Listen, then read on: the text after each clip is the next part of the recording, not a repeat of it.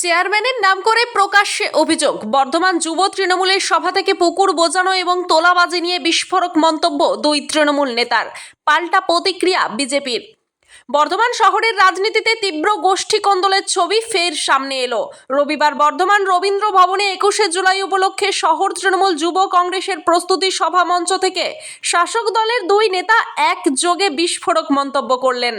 সরাসরি নাম করে বর্ধমান পৌরসভার চেয়ারম্যান পরেশ চন্দ্র সরকারের বিরুদ্ধে অভিযোগ তুললেন প্রাক্তন প্রশাসক প্রণব চ্যাটার্জি এবং তৃণমূল নেতা আব্দুর রব।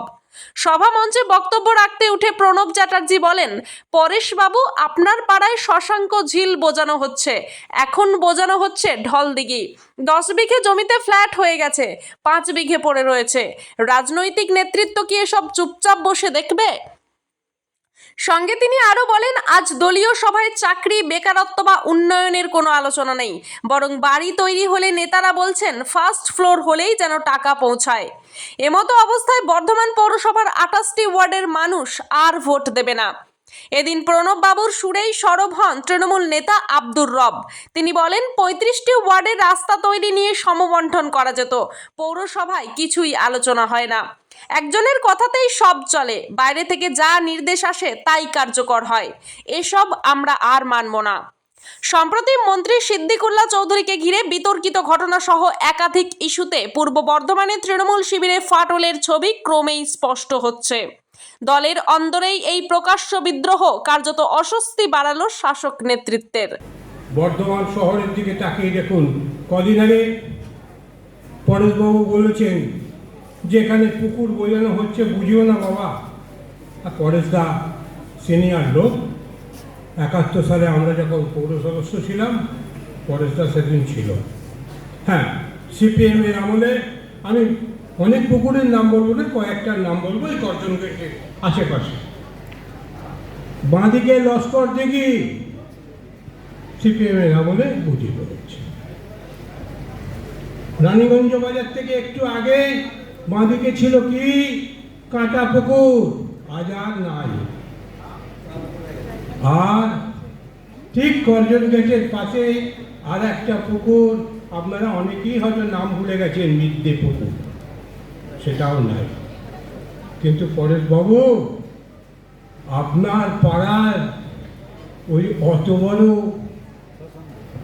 ঝিল, শশাঙ্ক ঝিল, সেই শশাঙ্ক ঝিল যে বোঝানো হচ্ছে, সেদিন বোঝানো হয়েছিল লস্কর দিঘি, এখন বোঝানো হচ্ছে ঢলদিঘি। 15 বিঘের ঢলদিঘি 10 বিঘে বুঝিয়ে ফ্ল্যাট হয়ে গেছে, আছে মোটে আর 5 বিঘে।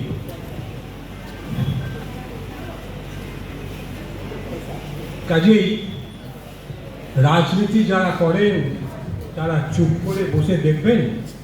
একবার ভেবে দেখুন তো, এই বর্ধমান জেলা যখন ঐক্যবদ্ধ জেলা ছিল, আমরা এই জেলাকে বলতাম কি, রুল অফ ইন্ডিয়া।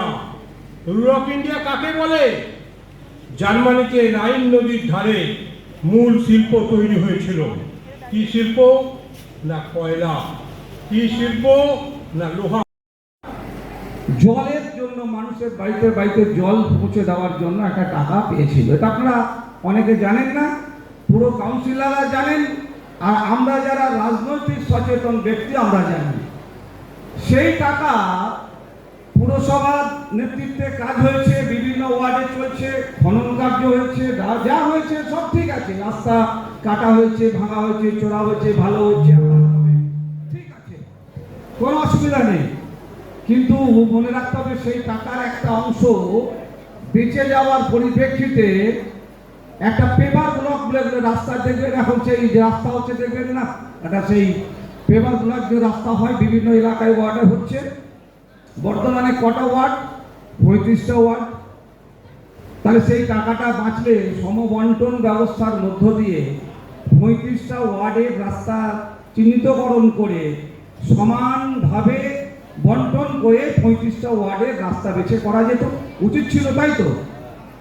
এটাই তো উচিত ছিল। কিন্তু পুরসভা তা করেনি। পুরসভায় এগুলো আলোচনা হয় না। আমি পুরসভার ভিতরে থাকি না, কিন্তু অনেক খবর ভিতর থেকে আমি পাই। আমি রাজগাড়ি আছে, আমি রাজগাড়ির কাছে আমি দায়িত্ব নিয়ে বলছি, নিশ্চয়ই স্বীকার করবে। এগুলো আলোচনা পুরসভার ভিতরে হয় না।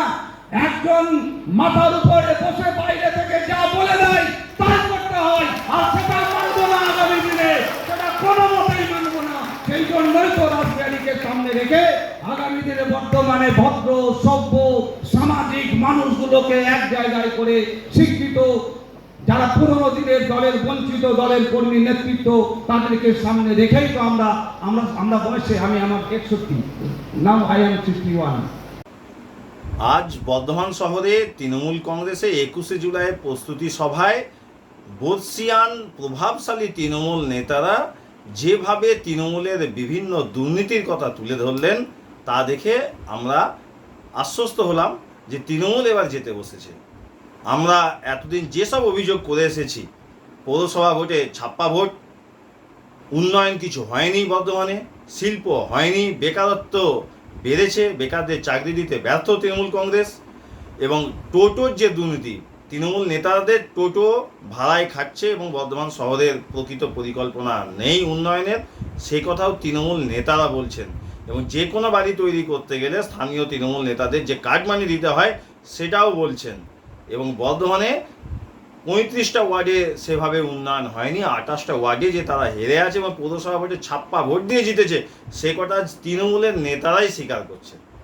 পৌরসভায় সঠিক পরিকল্পনা করা হয় না সাধারণ মানুষের উন্নতির জন্য, সে কথাও বলছেন।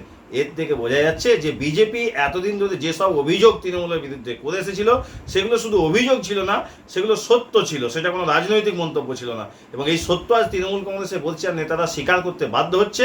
এর থেকে বোঝা যাচ্ছে যে সাধারণ মানুষ বিজেপিকে এবার ভরসা করবে এবং বিজেপি আগামী দিনে জিতবে। যতই 21শে জুলাই ভিড় হোক, তৃণমূলে যারা আছে তারাও বিজেপিকে ভোট দেবে। তারা জানে যে এই চোর দুর্নীতিবাজ সরকার না গেলে বাংলা মানুষের কপালে দুঃখ আছে।